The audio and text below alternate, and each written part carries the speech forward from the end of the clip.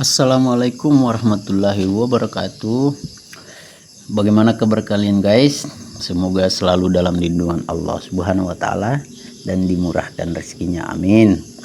Alhamdulillah, kali ini kami lagi mengerjakan salah satu proyek pemasangan lantai granit rumah dan kamar mandi sebanyak 70 dos.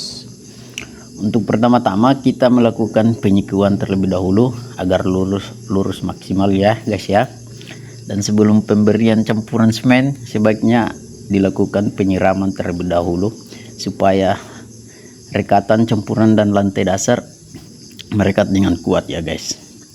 Ratakan campuran serata mungkin sebelum meletakkan granit dan berikan semen cair yang sudah diaduk rata, bertujuan untuk semakin memperkuat kualitas lantai tersebut.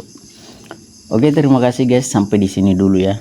Dan jangan lupa untuk selalu memberi dukungan di video saya agar saya bisa semakin bersemangat untuk membuat video-video menarik selanjutnya.